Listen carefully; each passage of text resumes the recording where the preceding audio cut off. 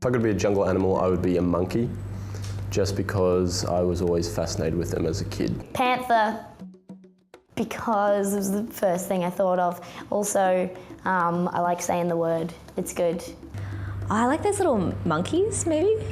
Marmoset monkey, pretty good. And I used to have my mum put a tail on my pants to be a monkey. I think I'm thinking of a panther. I don't know. I don't really know what they are. People love monkeys. It's a bird. If I could be a jungle animal, I'd probably be a tiger. I'd be a lemur. That's a jungle animal, right? But that's just because of Chinese horoscope. No. Yeah, panther. Panther, definitely. So, what's your horoscope? What jungle animal would you be? Tiger. Nice and easy. It's the first thing that came to mind. First animal I know. I was talking to this girl the other day, and she was like, I really like dogs. So I'm like, I have a dog. And then she's like, oh yeah, you have a dog. You have a dog. Like that, like she didn't believe me. Like she was like, oh yeah, you have a dog. Like the you was really elongated. Like, can you hear it? Like, oh yeah, you have a dog. I get so mad when people like speak to me in that tone, like they disbelieve me, like, do you know what I mean? Like when they don't believe you and like pretty much calling you a liar with their voice. Anyway, I was so mad that day that I went and bought my first dog. So I gave... I would describe my comedy as really groundbreaking and futuristic, but also historic and the present. To be futuristic, you need to be a bit like, just predict the future, and to be historic, you need to comment on the past, and to be in the present, you just need to, just be aware of your surroundings all the time. And you got great balance. It's the big triangle, the 3 pillars of comedy. Hopefully I'll be able to write a book about that. I just talk about things I know. Like, I don't really make a lot of jokes. I think it's like quite autobiographical, I guess. Like, I feel like I've become that friend. I'm like, yeah, I'll be the next Steve Jobs. And then I look into the blackened TV screen and I'm doing my TV face, you know this? And I realise I'm not Steve Jobs. Like, Steve Jobs wore turtlenecks and created the company Apple. And I just have no job, a neck, and I'm smoking weed out of an apple. So, not quite. But I started out doing one-liners, and I think that started from raw comedy and from doing open mics. You only get 5 minutes, maybe 7 minutes tops, and I just knew I wanted to cram as much laughs as I could into that. I recently discovered, it's becoming more and more expensive to maintain a relationship with a sex doll. I guess that's the cost of inflation. My material's mostly from just like observing stuff while I'm walking around. It's a lot of wordplay, so I look at a lot of signs. I'm forever like looking at the signs, trying to see if there's any funny ways that I can misinterpret that or whatever.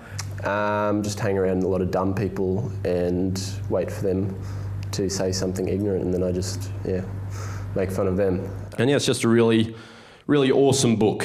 So there it is. It's called 4 Ingredients, over 340 quick, easy, and delicious recipes using 4 or less ingredients. It should, of course, be 4 or fewer ingredients. Ingredients being a countable noun. Slight grammatical inaccuracy there. Doesn't matter. It's just the cover of the whole thing. Sometimes I read newspapers to get an idea of what's going on, what's topical, but it's mostly just little things in life that I feel superior to and I can talk down to. I come up with most material with stuff I see on the street, and I just like really exaggerate everything and make it into this weird like world that like stuff that could happen but would never happen. Yeah, but they'll probably happen in the future or have happened in the past. Bleh, no, I don't know. Just stolen mainly. No, just I will be talking to someone and not really listening to what they're saying, and then they'll say a word and I'll be like, joke, and put it in my phone, which is really rude. You shouldn't do that, but I do anyway. I don't really like it when I know people in the audience. I can be quite nervous if I know someone's there, because you don't want to be flailing around on stage. The way I feel about a gig depends on like the weighting of the gig, and like a lot of the times if it's a big gig I'll be nervous, or if everyone's doing really well it'll be okay. You know, like it's like quite a strange thing to be doing. It's not a regular career, I guess. So when there's someone there who you went to school with and they drive a Tarago or something. What's a normal car? Like they just drive like a good car. Tarago's a terrible car. You know, and they're like making money, and then they see you and you're like, hey guys, what about jizz? I think I get quite nervous before gigs, but it's instantly gone when I get up there. And then, you know, I remember why I like to do it, but before big important gigs, I get quite nervous. I deal with nerves by just walking around lots and talking to people about stuff that's not comedy, and yeah, not drugs. I get a very dry mouth, even now, just knowing I have to speak. I get quite dry mouth, so I get a drink of water from the bar and drink that. And then I actually can't talk to people before I go on stage because I have a mouthful of water, and I keep it there, and then when they say my name I swallow and go on. My preparation used to be that I would just throw up a lot by accident, and now it's just pacing and hating myself, and then being like, no, you're fine, man, don't worry about it. You're gonna do this, it's gonna be great. And oh, Jesus, no, it's not. But it will, but no. I just try to remember that nothing is real and that we're all gonna die. And that no one cares about you as much as you care about yourself. Everyone just cares about themselves, you know? So like, even if you do badly, they're like, oh, she sucked. And then they're like, oh, I hope I wasn't stupid to stew it, you know, I imagine. I heard if you eat bananas, that helps as well, but I don't want to be hanging around with a banana just before I go on and say, oh, sorry. So, yeah.